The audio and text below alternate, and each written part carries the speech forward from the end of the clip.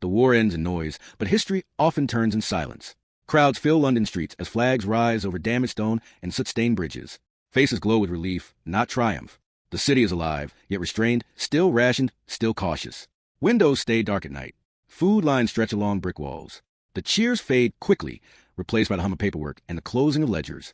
Across the Atlantic, far from bombed neighborhoods, vaults sit untouched. Steel doors shut with confidence. Numbers settle neatly into place. The war is over, but the balance sheet is only beginning to speak. The common story tells us this was a shared victory. Two nations, aligned by values and sacrifice, standing shoulder to shoulder until the end. It is a comforting version of events. It fits speeches and parades. It fits the idea that wars are decided by courage alone. But history is rarely that clean. Beneath the celebration, another story is already unfolding. It does not move with tanks or aircraft. It moves with signatures, shipping manifests, and repayment schedules. This is not a tale of fire and steel. It is a story of leverage. Britain emerges from the war standing, but drained. Years of total conflict had consumed reserves, strained trade, and pulled the empire inward. Factories ran without pause. Ships sailed under constant threat. Every decision was made with survival in mind. That urgency came at a cost. Britain did not pay for the war in full while it was being fought. It deferred payment. It borrowed time, resources, and money. Those loans did not vanish with peace. They waited. Across the ocean, the United States experiences the war differently. Its cities are untouched. Its industrial base expands instead of collapses. Its workforce grows. Its currency strengthens. While others ration, it produces. While others sell assets, it accumulates them. This contrast matters. Power after war is not only about who endured. It is about who can afford the aftermath. Think about that. Victory is not just survival. It is control over what comes next. As the guns fall silent, Britain faces a quiet reckoning. The empire that once financed others now studies its own obligations. Gold has moved. Assets have changed hands. Promises have been written into law. Emergency measures taken during crisis have become permanent facts. These were not hostile acts. They were necessary choices made under pressure. That is what makes them dangerous. The most lasting shifts in power often arrive disguised as help. In public, the language is respectful. Allies praise each other. Leaders speak of partnership and shared sacrifice. But behind closed doors, negotiations carry a different tone. Britain needs time. It needs relief. It needs room to rebuild. The United States understands this need clearly. And it understands something else just as well. Whoever controls the terms of recovery controls the future. This is where the real transfer of power begins. Britain's economy has been bent around the demands of war. Imports outpaced exports. Shipping losses cut into trade. Overseas investments were sold to fund immediate needs. Each sale solved the problem for the present while narrowing options for the future. These decisions were not mistakes. They were unavoidable, but they created a pattern. Britain's financial independence eroded not through collapse, but through exhaustion. Meanwhile, American industry is positioned to supply what the world now needs. Food, fuel, machinery, capital. Reconstruction requires all of it, and the flow runs one direction, from the producer to the debtor, from the strong balance sheet to the weakened one. The war has rearranged the global economy, and the new structure favors those who can lend rather than borrow. This is where the myth of equal victory begins to break. On paper, Britain stands among the winners. In practice, it enters peace with limited choices. Its currency is under strain. Its global commitments remain vast. Its resources are thin. The empire still exists, but it is suddenly expensive. Maintaining control now requires money Britain no longer has. That reality does not announce itself with fanfare. It creeps in through budgets and negotiations. The real cost of victory is not counted in lives alone. It is counted in leverage surrendered. During the war, Britain accepted terms it once would have rejected outright. Temporary arrangements became structural dependencies. Short-term relief turned into long-term obligation. None of this happened in secret. It simply did not happen on the battlefield, where history prefers to look. Imagine the scene after the celebrations end. Ministers return to offices still bearing blast damage. Files pile up on desks. The questions are no longer military. They are financial. How to pay for reconstruction. How to stabilize currency. How to maintain global influence without global money. These are not heroic problems. They are technical, and they are relentless. Across the Atlantic, the calculations are calmer. The United States does not need to rebuild cities. It needs to decide how to manage abundance. It does not face shortages. It faces choices. That difference defines the post-war world. Those with choices write rules. Those without follow them. This is not about malice. It is about structure. The United States did not need to conquer territory to gain influence. It only needed to become indispensable. By supplying survival during war, it positioned itself to shape peace. Britain, grateful and strained, stepped into that structure willingly. The alternative was collapse. Think about that. When survival is at stake, sovereignty becomes negotiable. By the time peace is formalized, the shift is already complete. Britain remains proud, resilient, and respected, but It is no longer financially central. Its voice carries weight, but not command. The world has changed its reference point. Power has moved quietly, without invasion or surrender. It has moved through accounts and agreements. This chapter of history is uncomfortable because it challenges a familiar narrative. It asks us to reconsider what winning means. Britain did not lose the war. It lost something more subtle. It lost the ability to dictate the economic terms of the future. That loss did not happen in a single moment. It unfolded over years, masked by necessity and framed as cooperation. Victory celebrations marked the end of fighting, not the end of consequences. The bill for survival does not arrive with a ceasefire. It arrives later, when urgency fades and obligations remain. For Britain, that bill reshaped its role in the world. For the United States, it marked the beginning of a new kind of dominance. The war's final sound is not an explosion. It is the closing of a ledger. And inside those pages lies the answer to a difficult question. Did Britain truly win, or did it pay for victory with the future of its power? The next chapters follow the trail backward, into the illusion of strength, the mechanics of dependence, and the quiet arithmetic that decides the fate of empires. Before the war, Britain looked immovable. Maps of the world seemed to bend around it, colored in red lines that stretched across continents and oceans. From ports in Asia to railways in Africa, from financial houses in London plantations and mines overseas, the system appeared complete. Ships sailed daily under the Union Jack, carrying raw materials inward and finished goods outward. This circulation of trade was not just commerce, it was control. The pound moved through global markets with confidence. Contracts were written in London. Insurance, credit, and shipping all pointed back to the same center. To the outside world, Britain was not simply a country. It was the infrastructure of global order. This confidence was not invented. It was earned over centuries. Britain had survived wars before. It had outlasted rivals through naval dominance, industrial power, and financial sophistication. When conflict erupted again, there was little public doubt that the empire would endure. The assumption was simple. Britain had managed global systems too long to be undone by one more war. That belief shaped early decisions. There was faith that reserve would hold, trade would adapt, and allies would support without consequence. War, after all, had always been expensive. Britain believed it knew how to pay. But war in the 20th century was different. It was total. It consumed not only soldiers, but economies. It demanded constant production, endless fuel, and uninterrupted supply lines. Britain's strength depended on access to the world. When that access narrowed, the structure strained. Enemy action disrupted shipping routes. Insurance costs rose. Imports became uncertain. Exports slowed. The empire that relied on global movement suddenly faced friction at every point. What once looked like a seamless system revealed its dependence on stability. Factories at home ran day and night, but they needed inputs from abroad. Food had to be imported. Oil had to be secured. Metals, rubber, and chemicals flowed in from distant territories. Every shipment carried risk. Every delay raised costs.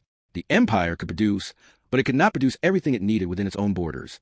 That reality had been manageable in peacetime. In war, it became a vulnerability. The pound, once unquestioned, came under pressure. Maintaining its value required confidence, and confidence depends on reserves. As expenses mounted, those reserves thinned.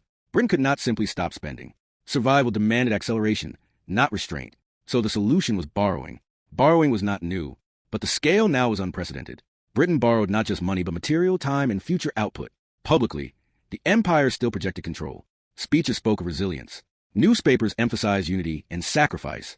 The image held, but behind it, calculations grew more urgent. Each month of war meant another drain on assets. Overseas investments that once generated income were sold off to cover immediate needs. These sales were framed as temporary measures. They were anything but temporary. At the same time, another economy watched from relative safety. Across the Atlantic, American factories expanded rapidly. Production surged. Workers were hired. Infrastructure grew stronger, not weaker. While Britain diverted resources to defense and survival, the United States built capacity. Its economy did not bend under bombardment. It did not lose cities or ports. Its industrial heartland remained intact and busy. This difference mattered deeply. War rewards those who can sustain production without interruption. Britain's system was global and complex, but fragile under attack. America's system was continental, concentrated, and protected. It could produce surplus. Surplus is power. Surplus allows choice. And choice is the foundation of leverage. Britain needed supplies quickly and in enormous volume. Food to feed cities. Fuel to move fleets. Weapons to replace losses. Time was the one thing it could not manufacture. America had what Britain lacked, and it could deliver at scale. The relationship that formed looked like partnership on the surface. In reality, it was asymmetrical. One side asked, the other set terms. Those terms were not cruel. They were rational. America expected repayment, access, and influence proportional to its contribution. This was not charity. It was strategy. Britain accepted because the alternative was collapse. Think about that. When survival is on the line, bargaining power disappears. As the war continued, this imbalance hardened. Britain's economy became structured around sustaining conflict at any cost. America's economy became structured around supplying that conflict profitably. One burned resources. The other converted demand into long-term advantage. The illusion of equal footing persisted in rhetoric, but not in numbers. The empire's global reach now became a burden. Every territory required defense, administration, and supply. Maintaining control cost money. Britain no longer had an abundance. The very scale that once ensured dominance now amplified strain. War exposed the price of empire in a way peace never had. Meanwhile, American policymakers began thinking beyond victory. They planned for the world that would follow. Reconstruction, trade systems, financial stability. They understood that whoever financed recovery would shape it. Britain, focused on immediate survival, had little room for long-term design. Its future was being negotiated while it fought for the present. By the time the tide of war began to turn, the structure was already set. Britain had survived, but at the cost of autonomy. Its economic engine still ran, but under constraints shaped elsewhere. The illusion of strength had not vanished overnight. It dissolved gradually, replaced by dependence wrapped in diplomacy. This chapter of the story is not about failure. It is about misalignment between image and reality. Britain believed its historical role guaranteed its future position. War proved otherwise. Strength built over centuries could be eroded in years if the underlying economic shift. When peace approached, Britain looked outward and still saw an empire, but the foundation beneath it had changed. Control now required money it did not control. Influence now required negotiation rather than command. The war had not destroyed Britain's power. It had redefined it. The next chapter follows that transformation into its most consequential phase, where temporary measures became permanent structures, and where economic dependence quietly replaced imperial authority. The cracks did not appear all at once. They spread quietly, hidden behind urgency and justified by necessity. Britain's war effort demanded constant motion. Ships had to sail. Factories had to run. Cities had to be fed. To keep that motion alive, Britain began dismantling parts of its own financial foundation. Gold reserves moved across oceans. Overseas assets were sold, often in unfavorable moments, simply to raise liquidity. Investments built over generations were exchanged for months of survival. Each transaction solved an immediate problem and created a larger one waiting in the future. This was a turning point most people never see. Britain did not lose power through a single disastrous decision. It lost power through a sequence of rational choices made under pressure. When reserves ran low, borrowing increased. When borrowing reached limits, assets were liquidated. When assets thinned, future income was pledged. The logic was relentless. The war could not pause while balance sheets recovered, so the future was mortgaged to protect the present. As the conflict dragged on, the relationship between Britain and the United States shifted further out of balance. Britain needed continuity. America provided supply. Britain asked for flexibility. America offered structure. These arrangements came with expectations, access to markets, influence over post-war planning, a role in shaping currency and trade frameworks once dominated by Britain alone. None of this was framed as control. It was framed as cooperation. That framing mattered because it made the shift acceptable. Britain's negotiating position weakened with every passing year. The longer the war lasted, the fewer alternatives remained. The empire's traditional tools of leverage, financial dominance, and investment reach had been sold off piece by piece. What remained was credibility, reputation, and need. Those are not equal currencies. America could afford patience. Britain could not. The flow of influence followed the flow of capital. As American resources underwrote Britain's war effort, American voices gained weight in planning rooms. Decisions about trade access, shipping priorities, and financial coordination increasingly reflected American interests. Britain still had a seat at the table, but the agenda was no longer solely its own. Imagine negotiating the future while dependent on the other side for the present. Think about that. This imbalance became most visible as the end of the war approached. Peace required planning. Reconstruction would demand vast resources. Britain looked ahead and saw cities to rebuild, industries to restart, and an empire to manage. It also saw empty reserves and mounting obligations. The United States looked ahead and saw opportunity. It had capital to deploy and systems to promote. The contrast could not have been sharper. The decisive shift was not marked by ceremony. It appeared in the language of agreements and the structure of post-war arrangements. Britain accepted frameworks that limited its financial independence in exchange for stability. These frameworks were presented as modern, cooperative, and necessary. They were all of those things. They were also binding. Once accepted, they defined what Britain could and could not do economically. By the time victory was certain, Britain's dependence was structural. It no longer stemmed from emergency alone. The systems supporting recovery were now tied to external approval and participation. The empire had survived invasion, but it had surrendered discretion. Power had moved from ownership to access, from command to negotiation. This is the paradox at the heart of the story. Britain won battles while losing leverage. It preserved territory while sacrificing autonomy. The war saved the nation from defeat, but it locked the state into an economic order it no longer controlled. That order favored those with surplus, not those with legacy. Power rarely collapses dramatically. It erodes. It shifts location. It changes hands through routine processes that feel administrative rather than historic. Britain's loss of dominance followed this pattern. Each agreement seemed temporary. Each compromise seemed reasonable. Together, they formed a permanent transformation. As peace arrived, Britain stood exhausted but proud. Its people had endured. Its institutions still functioned. Yet the center of gravity had moved. Decisions that once originated in London now required alignment elsewhere. The empire remained visible on maps, but its financial spine had weakened. The war had rewritten the rules. Britain entered the conflict as the world's financial anchor. It exited as a participant in a system designed and led by another power. That shift did not require conquest. It required credit. The next chapter follows what happened when the consequences of that shift became unavoidable, when rebuilding exposed limits, and when the true price of victory finally came due. Peace did not bring relief. It brought exposure. When the war ended, Britain faced reality more punishing than bombardment. Cities stood damaged. Infrastructure was worn down. Industry needed renewal. Millions expected a return to normal life. And the state that had coordinated total war now had to finance total recovery. But the money was gone. Reserves were thin. Assets were already sold. Commitments made during the war could not be undone without consequences. Victory had preserved a nation, but it had emptied the vaults. Rebuilding required imports at scale. Food, fuel, machinery, and raw materials were essential to restart the economy. Yet Britain no longer controlled the financial channels that once made this possible on its own terms. Every major decision now ran through constraint. Currency weakness limited purchasing power. External obligations shaped domestic policy. The empire that once financed the world now calculated every shipment carefully. Cost replaced confidence as a guiding principle. The pound, once a symbol of stability, struggled under pressure. Maintaining its value required discipline that clashed with the needs of reconstruction. Choices became narrow. Invest too aggressively, and currency confidence faltered. Move too cautiously, and recovery stalled. These were not abstract problems. They affected wages, housing, and food supply. Economic limits translated directly into political pressure at home. At the same time, the cost of empire became impossible to ignore. Overseas territories required administration, defense, and investment. In the past, these costs were offset by financial flows and strategic advantage. Now, they drained resources Britain could not spare. Control no longer paid for itself. Each holding raised the same question. Was it worth the price? One by one, the answers changed. Some territories became too expensive to hold. Others demanded development Britain could not fund. Withdrawal was often framed as choice or progress. In reality, it was arithmetic. Influence without money is fragile. Authority without investment collapses under its own weight. The empire did not fall in a single moment. It receded piece by piece under financial pressure. Meanwhile, a new global system took shape. Trade routes were reorganized. Financial institutions gained prominence. Currency influence shifted. The foundations of this order were laid during the war, when capital accumulated in safer hands. Now those foundations were formalized. Rules were written that rewarded production, liquidity, and surplus. Britain participated, but it did not lead. This transition did not erase Britain's voice.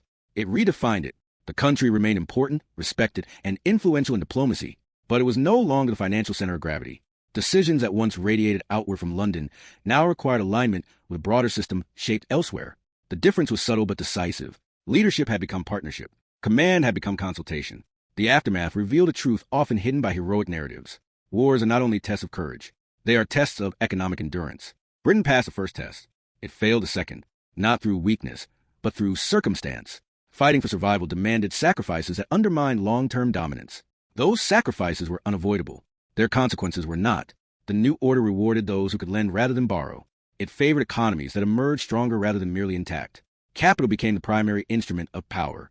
Debt became a quiet constraint. Britain's experience became a case study in how victory can conceal defeat when measured only in military terms. This pattern did not end with Britain. It repeats whenever survival overrides strategy. When nations accept terms under pressure, they rarely regain full control afterward. Dependency reshapes behavior. Obligations influence policy. Over time, the structure becomes normalized. What began as emergency becomes permanent. The lesson is not moral. It is structural. Power follows resources. Resources follow stability. Stability favors those untouched by destruction. Britain fought at the center of the storm. America stood just outside it. The outcome was not a conspiracy. It was a consequence. Think about the irony. Britain helped win a war that secured a new global order, only to find itself constrained by that order. It survived the battlefield but lost the balance sheet. The empire that once dictated terms now navigated them. This is why the real cost of victory is often delayed. It hides behind celebrations and relief. It emerges later in policy limits and shrinking influence. By the time it becomes visible, it is already embedded. Today's world still reflects this logic. Nations compete not only with weapons, but with credit, supply chains, and financial reach. Influence flows to those who can fund recovery, not just fight wars. The story of Britain after World War II is not unique. It is instructive. Wars can be won militarily and lost economically. When that happens, history remembers a victory and forgets the transfer of power.